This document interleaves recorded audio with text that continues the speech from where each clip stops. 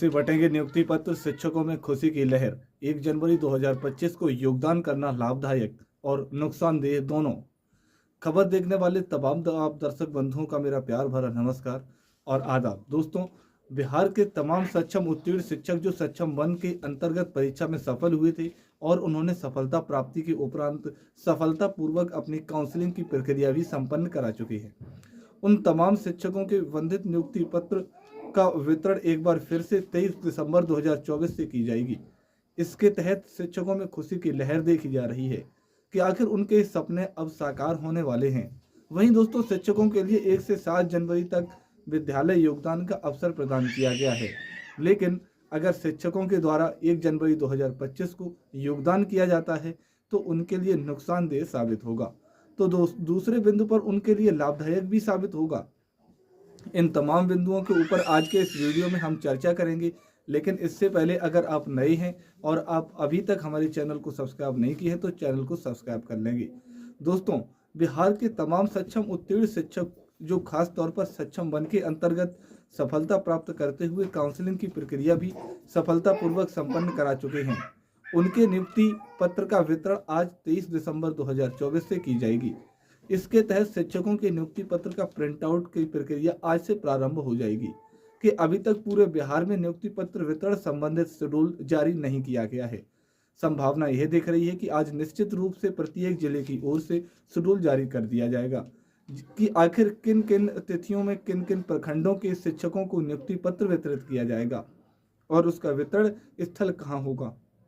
साथ ही साथ दोस्तों, नियुक्ति पत्र वितरण को देखते हुए शिक्षकों में खुशी का माहौल देखा जा रहा है। अंदर खाने से तमाम सक्षम उत्तीर्ण शिक्षक तो खुशी महसूस कर ही रहे हैं कि उन्हें राजकर्मी का दर्जा मिलने जा रहा है, लेकिन शिक्षकों को राजकर्मी का दर्जा प्रदान करने के क्रम में कुछ ऐसी नीतियों का निर्धारण किया गया है जिसके तहत सबसे नए बहाल होने वाले शिक्षकों को ज़्यादा खुशी प्राप्त हो रही है, क्योंकि उन्हें ज़्यादा लाभ दिया जा रहा है और सबसे पुराने नियोजित शिक्षकों को मासूमी देखी जा रही है क्योंकि उन्हें सबसे कम लाभ दिया जा रहा है। दोस्तों, कैसे आखिर शिक्षकों को नुकसान हो रहा है, किन शिक्षकों को फायदे हो रहे हैं, आइए इसको हम बारी बारी से जानते हैं। जिन शिक्षकों की नियुक्ति सबसे अंत में हुई है, इस विशिष्ट शिक्षक के नियमावली के तहत उन्हें सबसे ज़्यादा फायदा दिया गया है, क्योंकि दोस्तों एक साथ उनके वेतन में लगभग हजारों रुपए की एकदम मुफ्त बढ़ोतरी हो रही है। तो वहीं सबसे पुराने वाले शिक्षकों की बात कर ली जाए, जिनकी नियुक्ति 2003 में या फिर 2005 में हुई थी, उन्हें सबसे कम लाभ दिया जा रहा है। उनके वेतन में ये ज़्यादा बढ़ोतरी नहीं देखी जा रही है। लेकिन सबसे बड़ी बात है कि राजकर्मी का दर्जा दिया जा रहा है, विशिष्ट शिक्षक बनाया जा रहा है। दोस्तों, नए शिक्षकों में वर्ष 2022 से बहाल होने वाले तमाम शिक्षकों को सबसे ज़्यादा फायदा दिया गया है और उसमें भी सबसे ज़्यादा खुशी को लहर वैसे शिक्षकों के मन में है जिन शिक्षकों को प्रमाण पत्र बीएड हैं और वो अभी तक 125 में योगदान कर चुके हैं। यानी 125 बीएड योग्यताधारी शिक्षकों के लिए सरकार का तोहफा कहा जाए, उनके लिए खुशियों का अवसर कहा जाए, वास्तव में उनके लिए खुशियों का पिटारा खोल दिया गया है, क्योंकि बीएड 125 डिग्रीधारी शिक्षकों के लिए अभी तक जो प्रावधान था, उस प्रावधान के तहत उन शिक्षकों को ब्रिज कोर्स कराना अनिवार्य था। उसके बाद ही उन्हें प्रशिक्षित वेतनमान मिल सकता था। लेकिन विशिष्ट शिक्षक नियमावली के तहत वर्तमान परिस्थिति तक जो प्रावधान किया गया है, उसके तहत शिक्षकों को ब्रिज कोर्स कराना अनिवार्य नहीं होगा। ब्रिज कोर्स किए बगैर उनका वेतन, ये आगे जो निर्धारित किया गया है उस पर 53% वर्तमान में डीए देय होगा।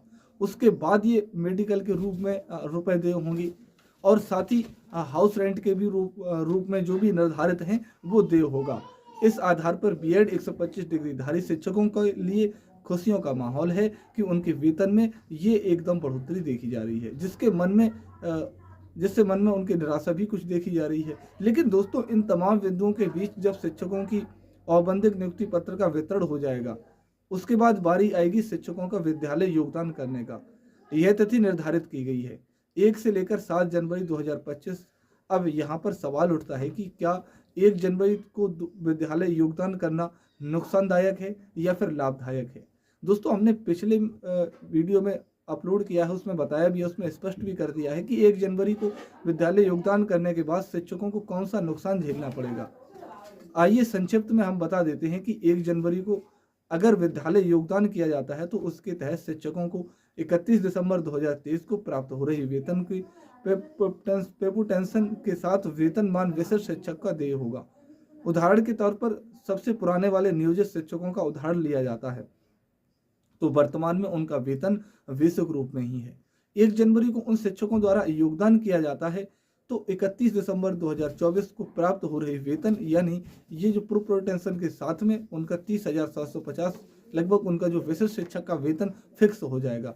लेकिन उन्हीं शिक्षकों के द्वारा अगर 2 जनवरी को योगदान किया जाता है तो उन्हें 1 जनवरी 2025 को प्राप्त हो रहे वेतनमान को प्रोपोर्टेंशन के साथ ही विशिष्ट शिक्षक का वेतनमान देय होगा, जिसके तहत 1 जनवरी 2025 को नियोजित शिक्षकों का वेतन हो जाएगा। वहीं विशिष्ट शिक्षक के रूप में 2 जनवरी को उनका वेतनमान हो जाएगा 13,670। इस तरह से एक इंक्रीमेंट का नुकसान होगा शिक्षकों को 1 जनवरी और 2 जनवरी को योगदान करने से, लेकिन 1 जनवरी को विद्यालय योगदान करने के उपरांत शिक्षकों को प्रोन्नति में लाभ मिल जाएगा। 2 जनवरी को नियुक्ति के उपरांत शिक्षकों को प्रोन्नति में नुकसान झेलना पड़ सकता है। ऐसा इसलिए कि वर्तमान परिस्थिति के अनुसार विशिष्ट शिक्षक नियमावली के अंतर्गत जो प्रावधान किए गए हैं उसके तहत शिक्षकों को 8 वर्षों की सेवा के बाद उन्हें प्रोन्नति का अवसर प्रदान किया जाएगा। अगर शिक्षकों के द्वारा 1 जनवरी 2025 को विद्यालय योगदान कर लिया जाता है तो निश्चित रूप से 2025, 26, 27, 28, 29, 30, 31 और 32 ये 8 साल पूरे हो जाते हैं। उस वक्त अगर शिक्षा विभाग के द्वारा यह दिशा निर्देश जारी किया जाता है कि 31 दिसंबर 2032 को 8 वर्ष की सेवा पूर्ण कर लेने वाले शिक्षकों को प्रोन्नति का अवसर दिया जाएगा, वे सभी शिक्षक आवेदन कर सकते हैं। ऐसे में 1 जनवरी 2025 को विद्यालय योगदान करने वाले शिक्षकों को मौका मिल जाएगा, लेकिन 2 जनवरी को योगदान करने वाले शिक्षकों को मौका नहीं मिल पाएगा। तो इस तरह से विशिष्ट शिक्षक नियमावली का प्रावधान किया गया है कि शिक्षकों के द्वारा कुछ भी निर्णय लेने में राहत नहीं मिल पा रही है। आखिर इसका निदान क्या है दोस्तों? इसका निदान यही हो सकता है और मैं अपने विश्लेषण के माध्यम से यही कह सकता हूं।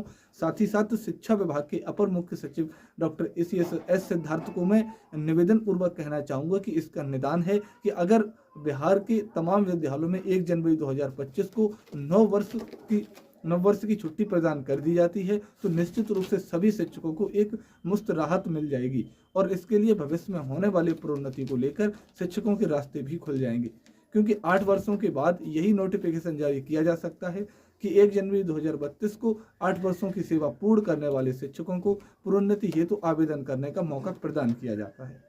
तो दोस्तों इस आधार पर चाहिए कि विद्यालय में 9 वर्ष की छुट्टी प्रदान किया जाए ताकि एक साथ शिक्षकों को राहत मिल जाए।